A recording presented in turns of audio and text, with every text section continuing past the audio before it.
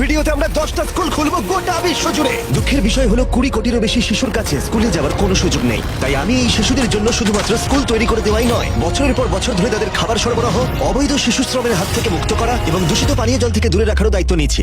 জল পেয়েছি আমরা। এই ভিডিওটা গোটা বিশ্ব জুড়ে লক্ষ লক্ষ মানুষের জীবন বদলে দেবে। আমরা চলে এলাম আমাদের প্রথম স্কুল ঘানায়। এটা আমরা বানিয়েছি। না, ওটাই পুরনো স্কুলটা।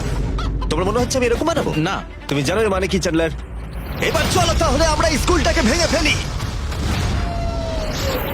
ওহো, ভাঙতে থাকো। এই স্কুলটা এতটাই বিপজ্জনক যে সরকারি কর্মকর্তারা এটাকে ভেঙে ফেলার নির্দেশ দিয়েছে। সব ভেঙে ফেলবো আমি। তোমরা কি নতুন স্কুল দেখতে তৈরি?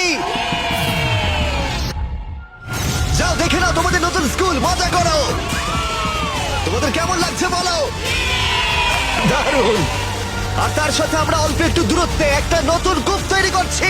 ওদের এত খুশি দেখে আমার ভালো লাগছে। চলো আরো স্কুল তৈরি করা যাক। আর এটা বহু মানুষের জীবন পরিবর্তন করার প্রথম ধাপ বলা যায়। এখন আগের স্কুলটার মতো এই স্কুলটাকে ভেঙে ফেলার কোনো প্রয়োজন নেই। ও, তাই এখন আমরা এটাকে নতুন করে সাজাবো। এটা সত্যি ভাবতে অবাক লাগে যে 250-এরও বেশি বাচ্চা এই অবস্থায় স্কুলে আসতো। তাই আমরা সবটুকু দিয়ে চেষ্টা করব। প্রথমেই আমরা দেয়াল রং করা দিয়ে শুরু করব। ও, এবার বুঝেছি, তুমি ছোট জায়গাটা আমার জন্য বাঁচিয়ে রেখেছিলে। হ্যাঁ, কিন্তু তুমি এরকম কেন ভাবছো? আমি আমার কাজটা বুঝতে পেরেছি।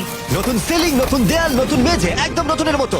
আর আমরা ওদের পুরনো ক্লাসরুমগুলোকে শুধু সারিয়েছি তাই নয়, তার সাথে আমরা তৈরি করেছি দুটো নতুন স্কুল যা এর আগে বাচ্চারা কখনো দেখেনি। চলে এসো, ওরা ওদের একদম নতুন ক্লাসরুম প্রথম দেখবে।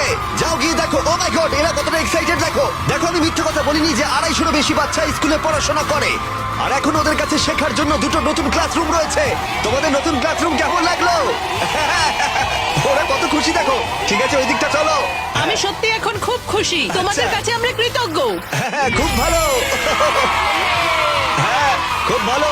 এদের মধ্যে অনেকেই তাদের গোটা জীবনে খেলনা কখনো দেখেনি। আর দেখো, এরা খুবই মজা করছে, একে অপরের সাথে মিলেমিশে খেলা করছে। এখন এদের স্কুল অ্যাটেন্ডেন্সও বাড়বে, তার সাথে ওরা সবাই মিলে খুব আনন্দ করবে। এটা করতে পারে আমার খুবই ভালো লাগছে। এই স্কুলের প্রিন্সিপাল আমাকে বললো যে এই স্কুলের দুজন টিচার তাদের স্যালারির অর্ধেকটা খরচা করে দেয় যাতায়াতে। অনেক ঘন্টা লেগে যায় ওদের স্কুলে আসতে, যেটা সত্যিই খুব দুর্ভাগ্যজনক আর একদমই হওয়া উচিত নয়। আর এই জন্য জোসেফ আর ম্যানুয়েল তোমাদের চোখের কাপড় খুলে ফেলো। আর এই দেখো তোমাদের একদম নতুন বাড়ি। ভেতরে চলে এসো, তোমাদেরকে ঘুরে দেখাই। চলো দেখো একবার রুমটা। হ্যাঁ, এসো। এই সবকিছু আমাদের। Wow Wow! ওয়াও ওয়াও, এসো ভাই। কিন্তু তোমাদের এই অ্যাপার্টমেন্টটাকে ভাগ করতে হবে না। এটা তোমার অ্যাপার্টমেন্ট আর তুমি আমার সাথে কি? চলো। সত্যি? এই দিকটা হলো তোমার। ও ভাই, অনেক অনেক ধন্যবাদ। ঠিক আছে, ঠিক আছে, কোনো ব্যাপার না। তোমরা দুজনেই খুব ভালো টিচার। কিন্তু শুধুমাত্র আমরা এখানেই থেমে থাকবো না। যখন আমি এখানে প্রথম আসি, এমন কিছু আমি দেখেছিলাম যা ভুলতে পারি। গ্রামের পুরো জলের উৎস হলো এই নদীটা। আর তাদের জনসংখ্যার প্রায় 80%, যার মধ্যে শিশুরাও আছে। তাদের পেটে পরজীবী কৃমিও রয়েছে। এটা সত্যি আমার মন ভেঙে দিয়েছিল। তাই আমরা একটা নতুন কূপ খনন করলাম, এই স্কুলের জন্য শুধু নয়, আশেপাশের কমিউনিটির বহু মানুষের জন্য। চ্যান্ডলার, তুমি জানো এর মানে কি? এটা বিশুদ্ধ পানীয় জল। স্কুলগুলো এখন বিশুদ্ধ পানীয় জল পাবে। তার সাথে আমরা নতুন বাথরুমও তৈরি করেছি, যেটা সবাই ব্যবহারও করতে পারবে। আর আমরা এখানে সিঙ্কও তৈরি করেছি, নতুন কূপ থেকে এখানে ডাইরেক্ট জল আসবে। তার সাথে আমরা একটা নতুন কিচেনও তৈরি করেছি, যেখানে গোটা স্কুলের রান্না হবে। ভেতরে এসো। প্রতিদিন স্কুলের বাচ্চাদের খাবার তৈরি করতে যা যা দরকার সবই এখানে রয়েছে।